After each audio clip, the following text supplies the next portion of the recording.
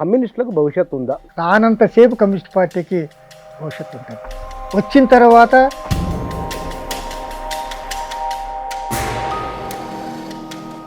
సమస్య అంతా ఈ కులం అనేది మన హిందూ సమాజంలోనే ఉన్నది కాబట్టి కులాన్ని బలహీనపరచాలనే ఆలోచన లేదు. ఇది పక్కా. ప్రస్తుతం అనువాదం కావాలి, భారత రాజ్యాంగాన్ని పక్కా పెట్టాలంటారు. ఉపకులాలు, ఈ అంతరాలు ఇవన్నీ మనవు పెట్టినవి కావు, అనంతరం వచ్చి చేరిన ప్రక్షిప్తాలని వారు అన్నారు. చిన్న జిఆర్ స్వామి కూడా కుల వ్యవస్థ ఉండటం చాలా అవసరం అని డైరెక్ట్ చెప్పిండే. ఆర్టికల్ 13, 14, 15, 16, 17, 18, 20, 21, 22 వరకు రాజ్యాంగాన్ని తీసేయాలి, అవన్నీ తీసేయాలనే కదా వీళ్ళంతా అనేది. ఇప్పుడు ఎమ్మెల్యే పార్టీ అంటే ఇది అంటరాని కులాల పార్టీ అని ప్రచారం అయింది, నిజమేనా అప్పట్లో? ఆ పార్టీలోకి పోయినారు, అది మాలమాదిగోళ్ళ పార్టీ అన్నది. నమస్తే. తెలుగు నేలపైన 1920ల నుంచి 30, 40, 50 దశకం నాటికి ఒక దశ, ఆ తర్వాత మరో దశలోకి కమ్యూనిస్టు భావజాలం బలపడింది, ఆగిపోయింది, కొనసాగింది, పడుతూ లేస్తూ ఉన్నది. ఈ సందర్భంలోనే కమ్యూనిస్టుల నుంచి ఇంకొక అడుగు ముందుకేసి ఎమ్మెల్యే పార్టీల వైపు వెళ్ళిపోయిన వారు 70ల నుంచి 60ల నుంచే ఉన్నారు. ఆ 70ల్లో వెళ్ళిన వారిలో ఈ ఆలోచన విధానం సరైంది కాదు, ఇది కాకుండా మరో రకంగా ఉండాలి ఎట్లా అని 70లోనే చర్చించిన వాళ్ళు ఉన్నారు. అలాంటి వారు జి రాములు గారు. కొన్ని నెలల కింద వారితో నేను ఒక ఇంటర్వ్యూ చేసిన. ఇది ఆ పుస్తకం, ఇది ఈ నక్సలిజం నాకేం నేర్పింది అనేది. ఈ 70ల్లో ఉన్న విధానం, ఆనాడున్న వారి విధానం ఏమిటి అనే దానిపైన గత ఇంటర్వ్యూలో మాట్లాడినాం. ఇప్పుడు ప్రధానమైన చాలా బలమైన శక్తిగా ఉన్న మావోయిస్ట్ పార్టీ ఇవాళ వారి పోరాటము ముగింపు దశ, అంటే వాళ్ళంతా ముఖ్య నాయకులంతా బయటికి రావడం వలన దాదాపు అయిపోయింది. అది ఆ తరహా ఉద్యమాలు నిలబడవు, ప్రజాక్షేత్రంలోనే ఉండాలి, ప్రజాస్వామ్యబద్ధంగా రాజ్యాంగబద్ధంగా ఉండాలనే భావన అక్కడి నుంచి కూడా వ్యక్తమైంది వారు. ఇప్పుడు ఏమిటి, వీటి గురించి మనం మాట్లాడదాం. మన దగ్గర ఈ పుస్తక రచయిత,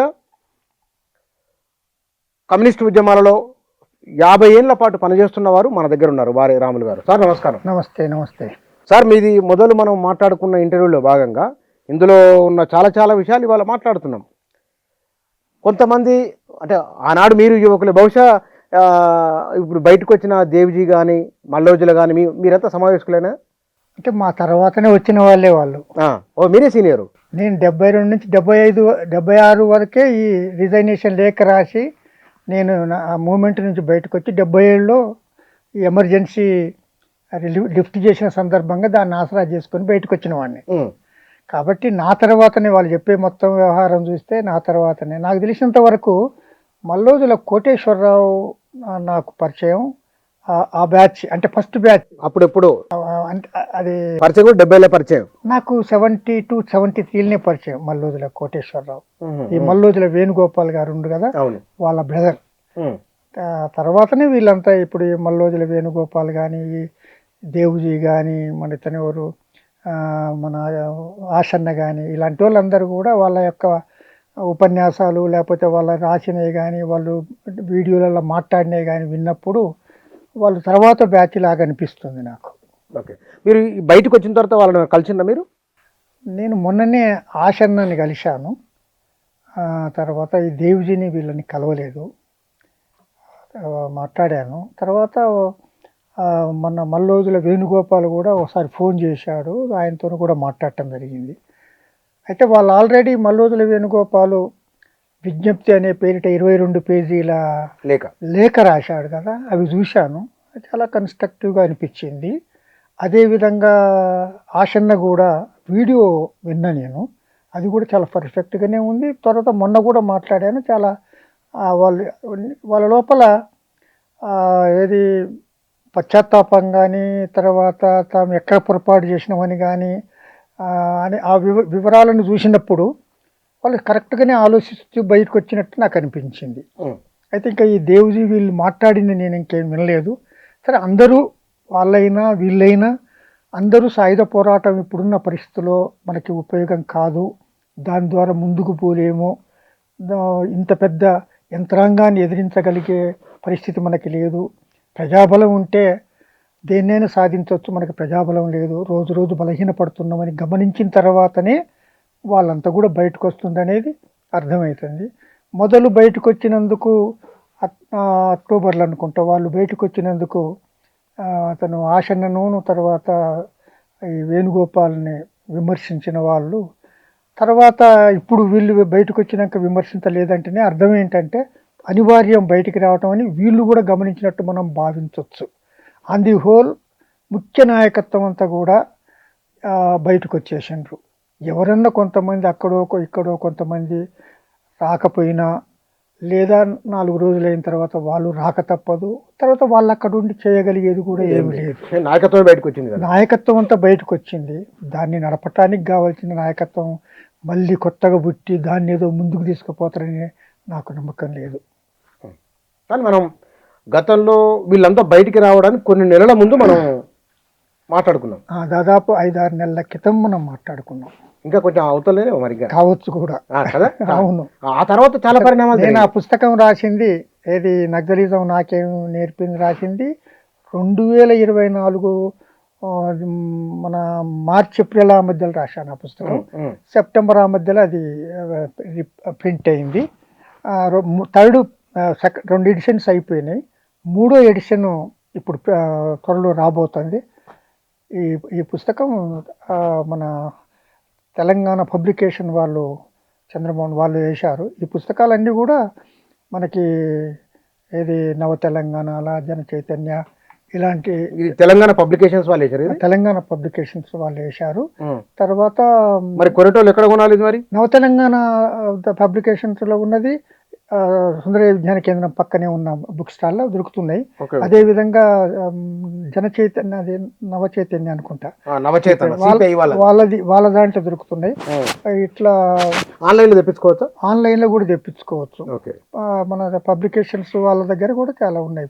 కానీ ఇవాళ ఈ పుస్తకం నేను చదివినది గతంలో ఇంటర్వ్యూకి ముందు చదివిన కాబట్టి కమ్యూనిస్టులు భారతదేశాన్ని అంచనా వేయడంలో పొరపాటు జరిగింది, తప్పుడు అంచనాతో ఉన్నారు అనేది ఇప్పటికీ 40 ఏళ్ల కాలంలో చాలా మారింది.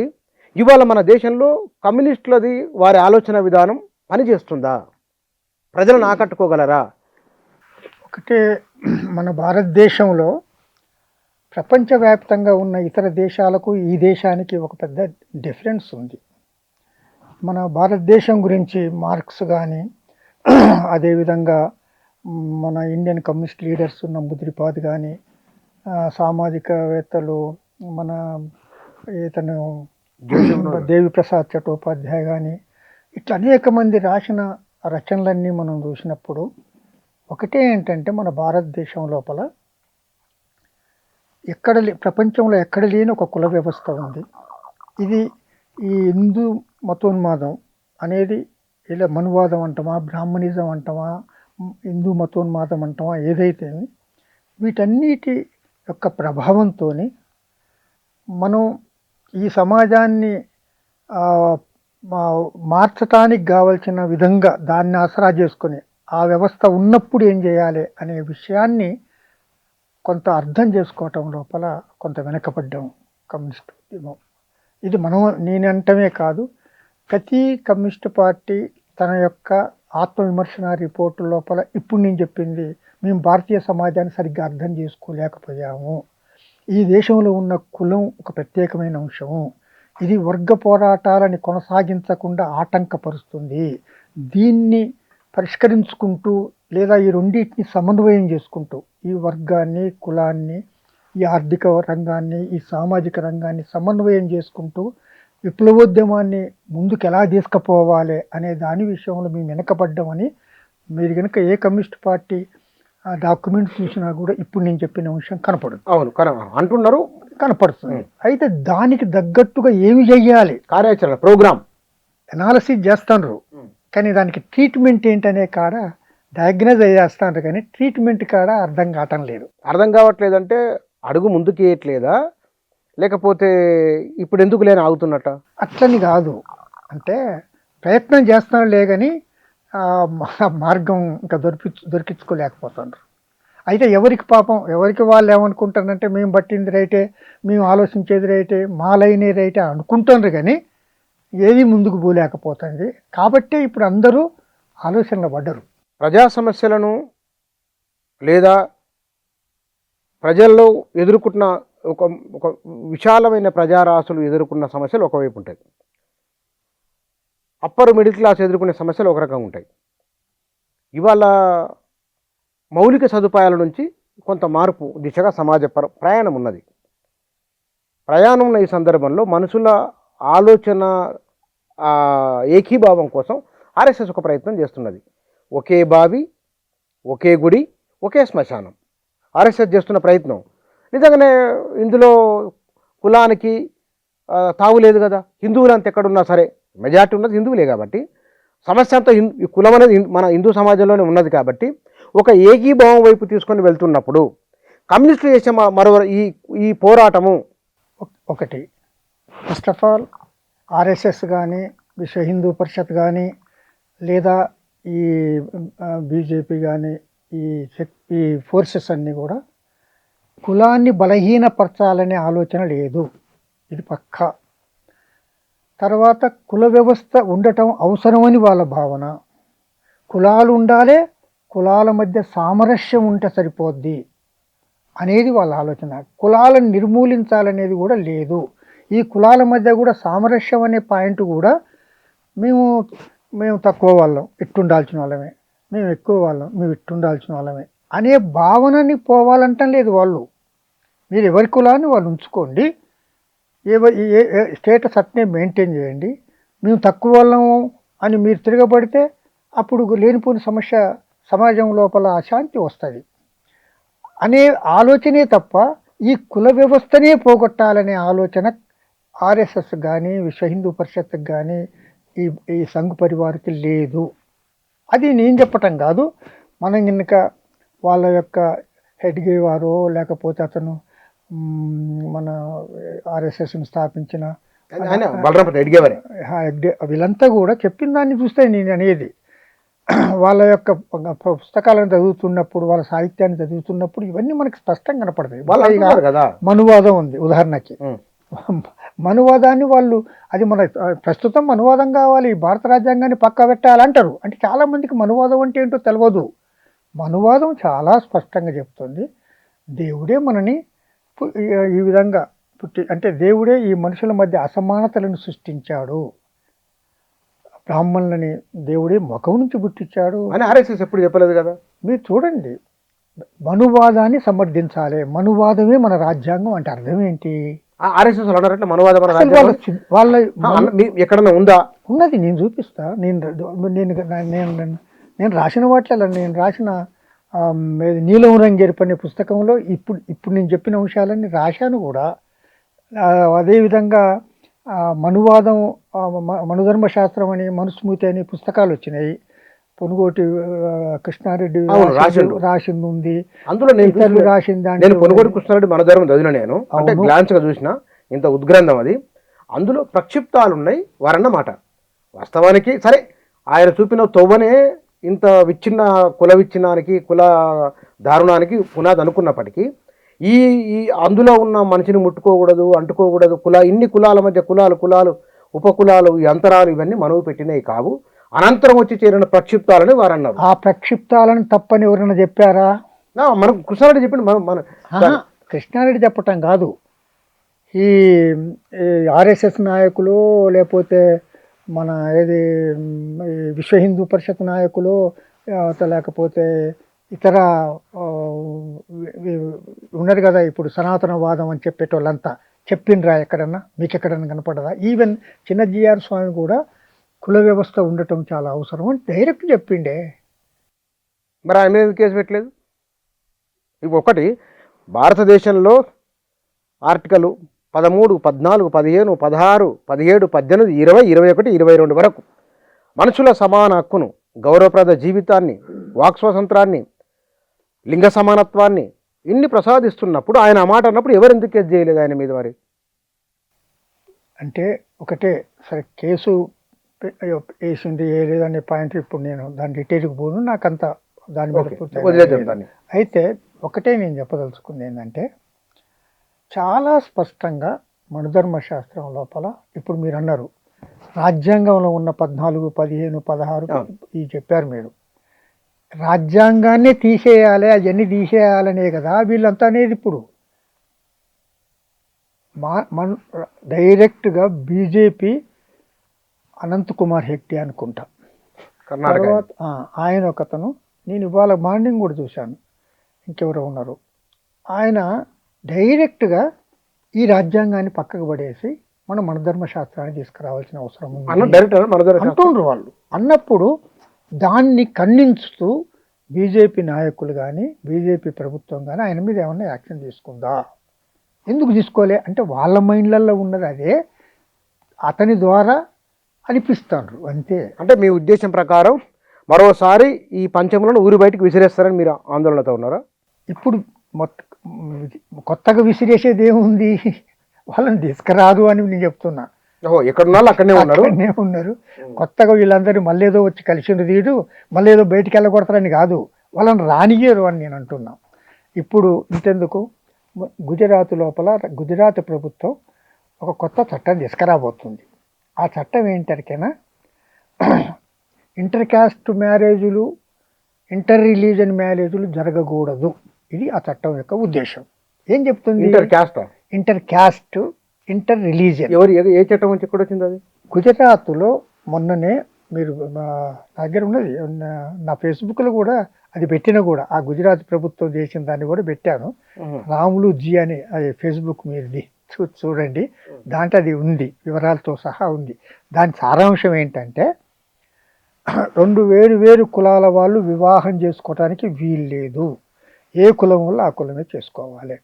2 వేరు మతాల వాళ్ళు వివాహం చేసుకోవటానికి వీలు లేదు, ఎవరి మతాన్ని వాళ్ళు చేసుకోవాలి.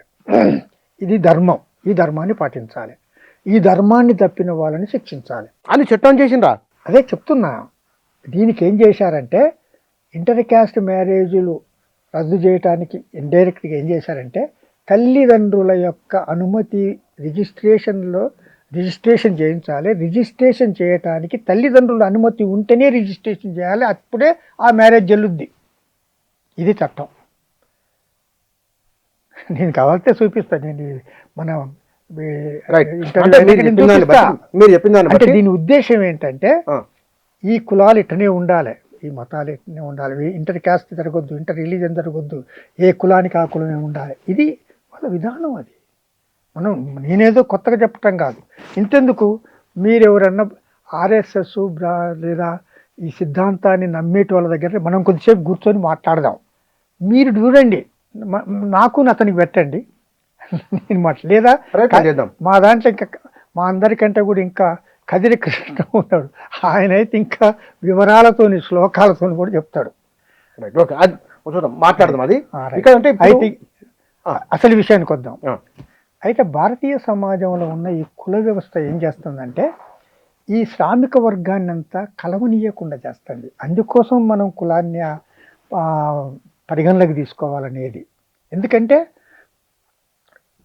అందుకోసం అంబేద్కర్ ఒక మాట అంటాడు, ప్రపంచవ్యాప్తంగా శ్రమ విభజన జరిగింది శ్రామికుల మధ్యలో, అంటే ధనిక పేద అనే శ్రమ విభజన, శ్రమ చేసే వాళ్ళందరూ ఒక పక్కన, శ్రమ చేయించుకునే వాళ్ళందరూ ఒక పక్కన, వీళ్ళ మధ్యలో జరిగే పోరాటమే భారతీయ ప్రపంచవ్యాప్తంగా జరుగుతున్న సమాజాలలో ఉన్నది. కానీ భారతీయ సమాజంలో శ్రమ విభజన వరకే పరిమితమై లేదు, శ్రామికుల విభజన జరిగింది. ఇక్కడ ఇప్పుడు బయటకు వచ్చిన వాళ్ళు ఇన్నాళ్ళుగా మాట్లాడుతున్నది, ఇప్పుడు ఎంఎల్ పార్టీ అంటే ఇది అంటరాని కులాల పార్టీ అని ప్రచారం అయింది, నిజమేనా? అప్పట్లో ఒకనాడు ఎంఎల్ పార్టీ అని కాదు, కమ్యూనిస్టులు అంటేనే అంటరాని పార్టీ, మాలమాదుగుల పార్టీ అని కూడా అన్న రోజులు ఉన్నాయి. అన్నమాట నిజమేనా? వైనాట్. ఎవరన్నారన్నమాట?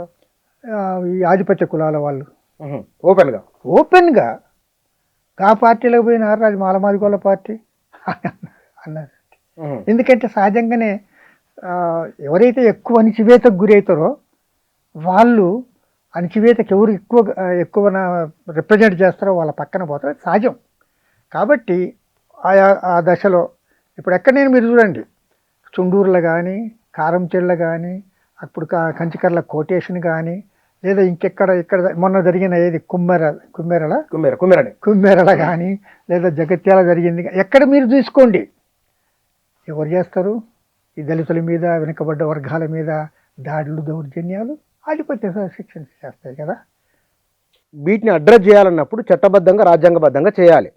ఈ చట్టబద్ధంగా రాజ్యాంగబద్ధంగా చేయాలన్నప్పుడు చీలికలు పేలికలు అయి ఉన్న కమ్యూనిస్టులంతా ఒకటే. ఇప్పుడు లోపల నుంచి బయటకు వచ్చిన వాళ్ళు మీరు ఒక కామన్ ఎజెండా తీసుకునే అవకాశాలు ఉంటాయా? అసలు కలుస్తారా? చాలా చక్కటి ప్రశ్న. ఇది చాలా అవసరమైన ప్రశ్న. ఈ దశలో, ఈ ప్రస్తుత దశలో దీన్ని చాలా సీరియస్గా ఆలోచించాల్సిన విషయం ఉంది.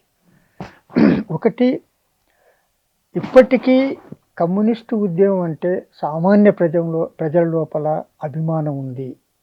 ఏమైనా చేస్తే వీళ్ళే చేస్తారని ఉంది.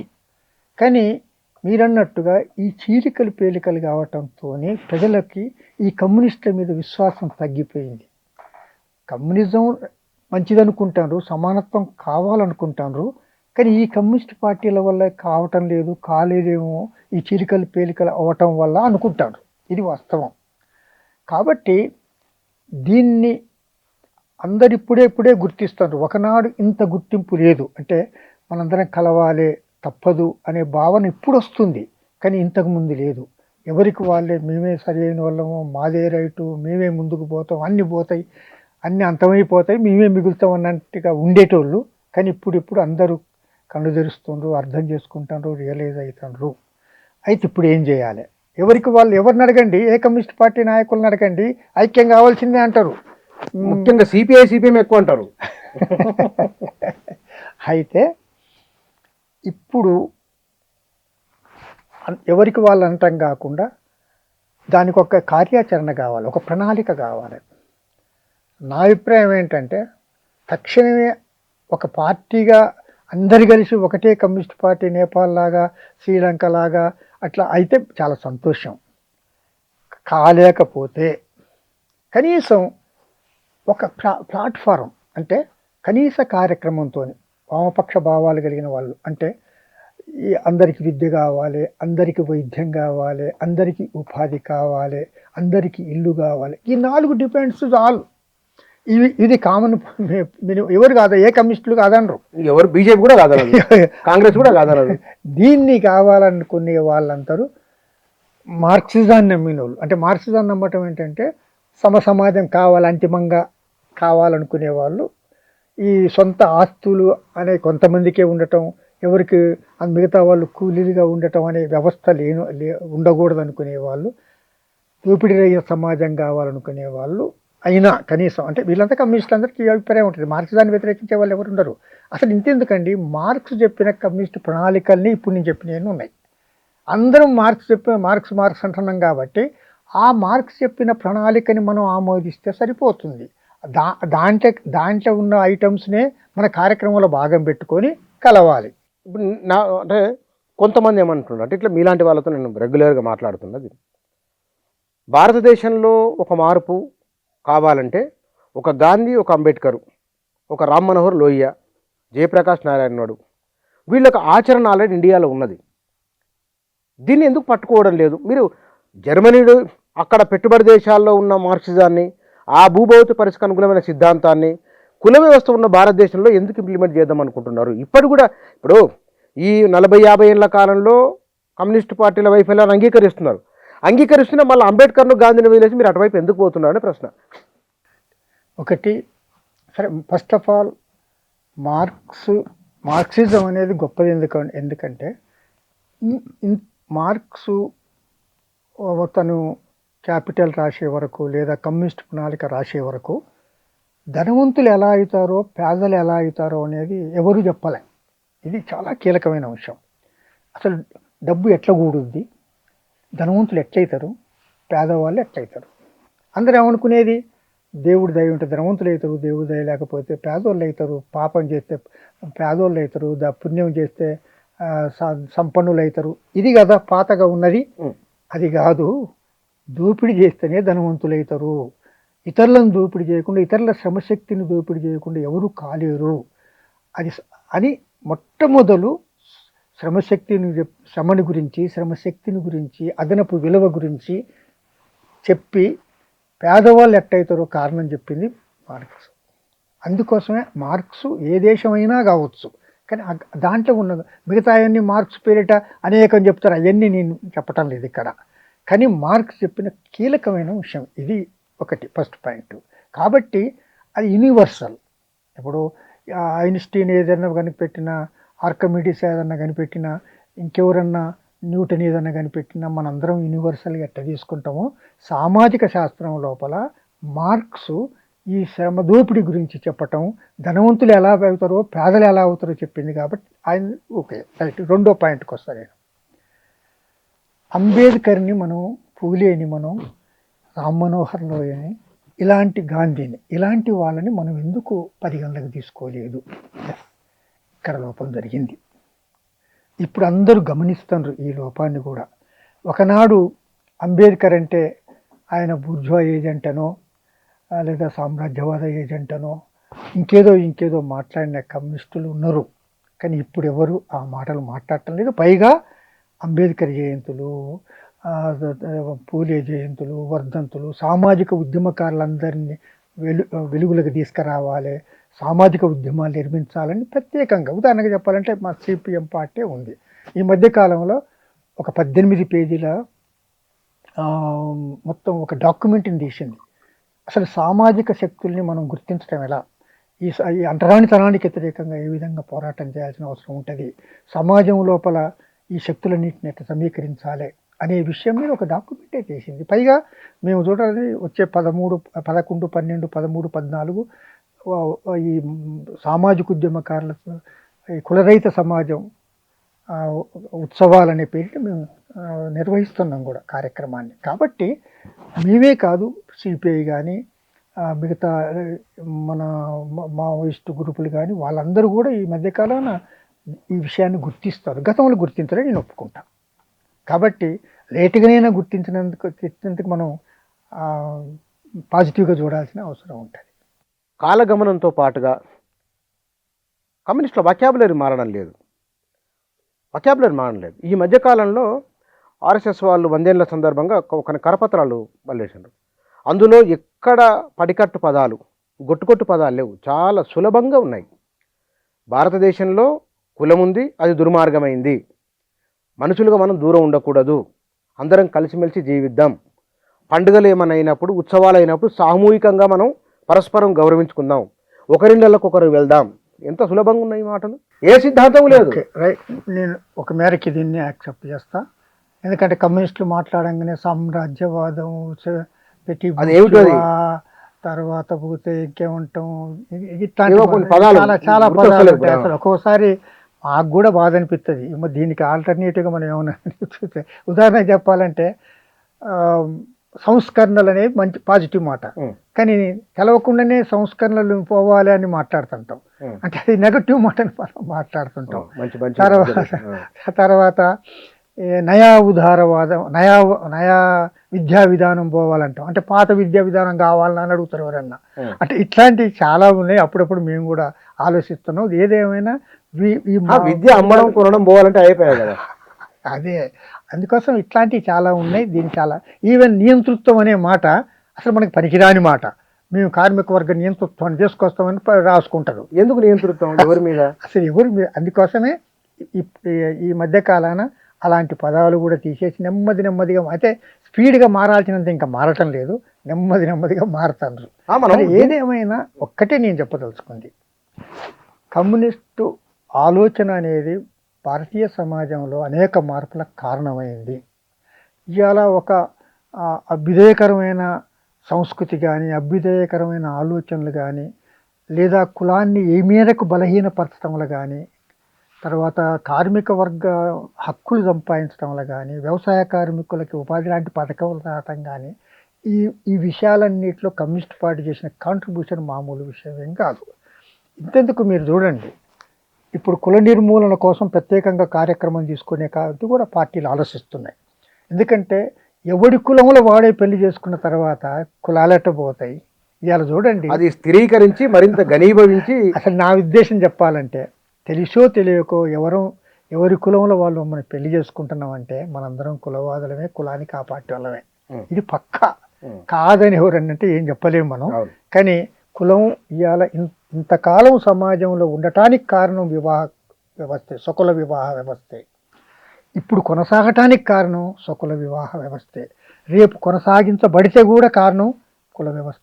ఏ కులం లేని అమెరికా ప్రపంచ పెద్ద దేశమే. పెద్ద దేశం ఇది. కాబట్టి మన దేశాన్ని బాగా బలహీనపరుస్తుంది, శ్రామిక వర్గాన్ని ఐక్యం కాకుండా చేసేది, సంస్కరణలు ముందుకు పోకుండా, అభివృద్ధిని ముందుకు పోకుండా ఆటంకపరుస్తుంది కుల వ్యవస్థ. మన ఒక్కళ్ళు కాదు, మీరు వివేకానందుని చూడండి, అది ఆ తర్వాత పోతే మన మొత్తం గురజాడని కానీ, తర్వాత కందుకూరి వీరేశలింగం కానీ, ఎవరిని చదవండి అసలు. కులం ఎంత అన్యాయం చేసింది అని చెప్తా ఉంటారు, కానీ ఎవరు పట్టించుకోరు. ఒట్టిగా పేర్లు మాత్రం ఆయన వాళ్ళ పేర్లను ఉపయోగించుకుంటుంటారు. కాబట్టి ఇట్లా కులాన్ని బలహీనపరచడం అంతో ఇంత జరిగిందంటే కమ్యూనిస్ట్ వల్లనే. మీరు చూడండి, సిపిఐ, సిపిఎంఐ, ఎమ్మెల్యే గ్రూపులా ఇప్పుడు బయటకు వచ్చే వాళ్ళందరూ ఇంటర్ కాస్ట్ దాదాపుగా. ఈ పని ఏ పార్టీ అని చేయగలగదా? ఆర్ఎస్ఎస్ ఎప్పుడైనా కుల నిర్మూలన కోసం ఇలాంటి కార్యక్రమం చేయండి చెప్పిందా? పైగా కులాంతర వివాహాలు చేసుకున్న వాళ్ళని శిక్షించే కార్యక్రమం చేస్తుంటారు. ఆ కులాంతర వివాహాలు చేసుకున్న, ఉదాహరణకి మారుతిరావు మిర్యాలగూడలో తన బిడ్డ ఇంటర్ క్యాస్ట్ చేసుకుందని చంపిస్తే ఆయనకి మద్దతుగా సపోర్ట్ చేస్తూ ఆర్ఎస్ఎస్ ప్రదర్శన చేసింది.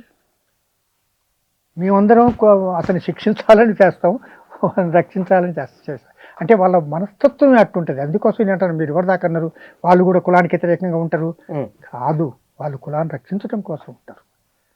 ఇది అందుకోసమే కమ్యూనిస్ట్ పార్టీ కార్మికుల హక్కుల కోసం కానివ్వండి, వ్యవసాయ కార్మికుల హక్కుల కోసం కానీ, రైతుల హక్కుల కోసం చేస్తూ ఉండదు. అయితే ఈ కమ్యూనిస్ట్ పార్టీ ఎట్లా అధికారానికి రావాలనేది చర్చ అవుతుంది. ఇది ఇప్పుడు మీరు అడిగిన మొదటి ప్రశ్న. కమ్యూనిస్టులకు భవిష్యత్తు ఉందా? ఒకటి, కమ్యూనిస్టు పార్టీలకి భవిష్యత్తు ఉందా లేదా అనే పాయింట్ కంటే, కమ్యూనిస్టు పార్టీ ఎంచుకున్న సిద్ధాంతం మనుషులందరూ సమానంగా ఉండాలి, ఇది కమ్యూనిస్ట్ పార్టీ సిద్ధాంతం. కొంతమంది కోట్లకు పడిగెత్తాలి, కొంతమంది పేదరికంతో అనాథలుగా బతికి ఇల్లు లేకుండా, ఉద్యోగం లేకుండా ఇలాంటి పరిస్థితి ఉండదు, ఇది కమ్యూనిస్ట్ పార్టీ సిద్ధాంతం. అందరికీ చదువు ఉండాలి, ఇది కమ్యూనిస్ట్ పార్టీ సిద్ధాంతం. అందరికీ విద్య, ఇది వచ్చేదాకా రానంతసేపు కమ్యూనిస్ట్ పార్టీకి భవిష్యత్తు ఉంటుంది. వచ్చిన తర్వాత దాన్ని ప్రజలందరూ ఆమోదించిన తర్వాత ఇంకా దాంట్లో ఏమైనా లోపాలు ఉంటే సరి చేసుకుంటే ఇంకా ముందుకు పోద్ది. కాబట్టి కమ్యూనిస్టు పార్టీ ఆలోచన లక్ష్యం గొప్పది. అంతకైతే కమ్యూనిస్టు పార్టీలు ఆ లక్ష్యాన్ని చేరడానికి వేసుకున్న మార్గాలు సక్రమంగా ముందుకు పోలేకపోతున్నాయి. అంటే మనం ఇంకెక్కడనో సరిగ్గా ఆలోచించలేకపోతున్నాం, వాటిని రెక్టిఫై చేసుకోవాల్సిన అవసరం ఉంది. కమ్యూనిస్టులందరూ ఐక్యంగా కావడానికి అనుకూలమైన పరిస్థితులు మిగతా చోట్ల కంటే కూడా తెలంగాణలో ఎక్కువ ఉంటాయని నేను అనుకుంటున్నా. ఒకటి కారణం ఏంటంటే, తెలంగాణ సాయుధ పోరాటం జరిగింది కదా.